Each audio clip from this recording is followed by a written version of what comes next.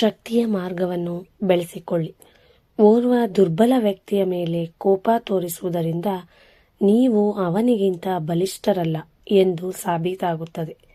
ನಾವು ದೌರ್ಬಲ್ಯಗಳನ್ನು ದುರ್ಬಲಗೊಳಿಸುವ ಹಾಗೂ ಶಕ್ತಿಯನ್ನು ಮತ್ತಷ್ಟು ಶಕ್ತಿಯುಕ್ತವಾಗಿಸುವ ಕಲೆಯನ್ನು ಉದ್ದೇಪಿಸಬೇಕು. ಸುಲಭ ಜೀವನವನ್ನು ಬಯಸಬಾರದು. ಬಲಿಷ್ಠವೂ ಸ್ಫೂರ್ತಿದಾಯಕವೂ ಆದ ಜೀವನವನ್ನು ಬಯಸಬೇಕು.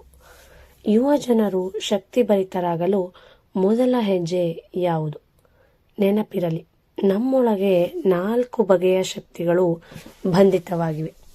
ಅವನ್ನು ಬೀಗ ತೆರೆದು ಬಿಡುಗಡೆ ಮಾಡಬೇಕಾಗಿದೆ. ಮೊದಲನೆಯದು ದೈಹಿಕ ಬೀಗ, ಎರಡನೆಯದು ಭಾವನಾತ್ಮಕ ಬೀಗ, ಮೂರನೆಯದು ಬೌದ್ಧಿಕ ಬೀಗ, ನಾಲ್ಕನೆಯದು ಆಧ್ಯಾತ್ಮಿಕ ಬೀಗ.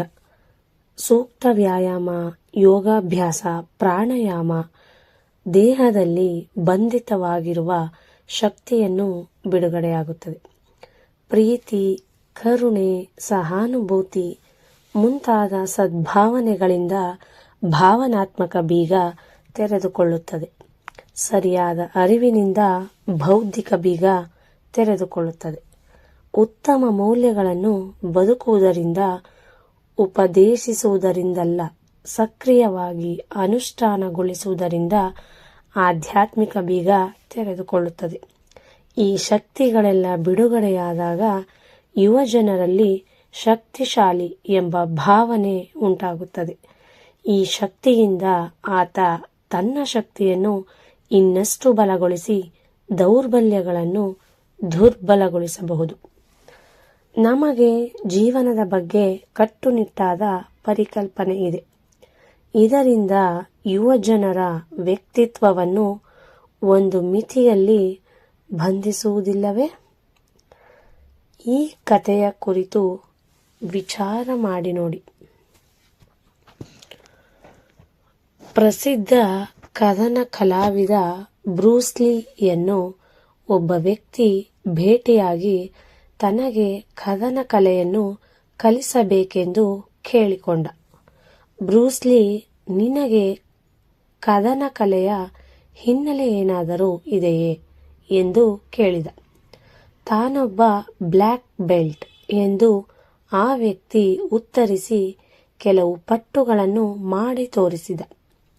ಅದನ್ನು ನೋಡಿ ಬ್ರೂಸ್ ಲೀ ಹೀಗೆಂದ, ನಿನಗೆ ನನ್ನಿಂದ ಕಲಿಯಬೇಕೆಂದಿದ್ದರೆ ನೀನು ಈವರೆಗೆ ಕಲಿತಿದ್ದನ್ನು ಮರೆಯಬೇಕು. ಹಾಗೇಕೆ ಎಂದು ಆಶ್ಚರ್ಯಚಕಿತನಾಗಿ ವ್ಯಕ್ತಿ ಕೇಳಿದ. ಅದಕ್ಕೆ ಉತ್ತರವಾಗಿ ಬ್ರೂಸ್ ಲೀ ಈ ಝೆನ್ ಕಥೆಯನ್ನು ಹೇಳಿದ. ಒಬ್ಬ ವ್ಯಕ್ತಿ ಝೆನ್ ಗುರುವಿನೊಡನೆ ಚರ್ಚೆಯಲ್ಲಿ ಗೆಲ್ಲುವುದನ್ನು ಕಲಿಯಲು ಹೋಗಿದ್ದ.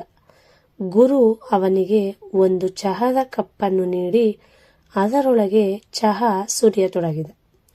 ಕಪ್ಪು ತುಂಬಿದರೂ ಚಹಾ ಸುರಿಯುತ್ತಲೇ ಇದ್ದ. ಇದೇನು ಮಾಡುತ್ತಿದ್ದೀರಿ ಎಂದು ಶಿಷ್ಯ ಕೇಳಿದ. ನೀನು ಈ ತುಂಬಿದ ಕಪ್ಪಿನಂತೆ. ಅದನ್ನು ಖಾಲಿ ಮಾಡಿದರೆ ಮಾತ್ರ ನಾನು ನಿನಗೆ ಕಲಿಸಲು ಸಾಧ್ಯವಿದೆ.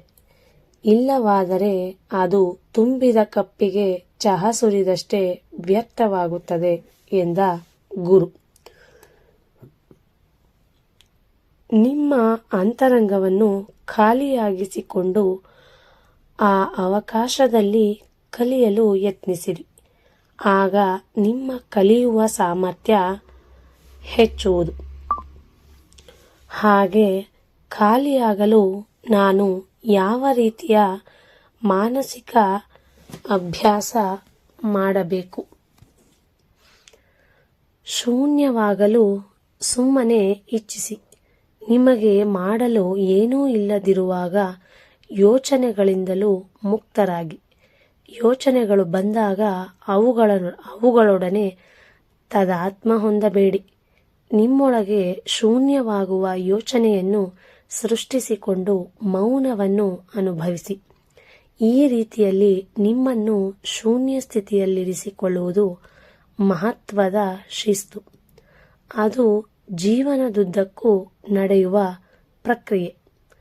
ನಿಮ್ಮನ್ನು ನೀವು ವೀಕ್ಷಿಸಿಕೊಂಡರೆ ಯೋಚನೆಗಳು ಯಾಂತ್ರಿಕವಾಗಿ ಸಂಭವಿಸುತ್ತಿರುತ್ತವೆ ಮತ್ತು ಈ ರೀತಿಯ ಯಾಂತ್ರಿಕ ಸಂಭವಗಳಿಗೆ ನೀವು ಬಲಿಯಾಗಿರುವುದು ತಿಳಿಸುತ್ತದೆ. ಈ ಸ್ಥಿತಿಯನ್ನು ಪರಿವರ್ತಿಸಿ. ಧನ್ಯವಾದಗಳು.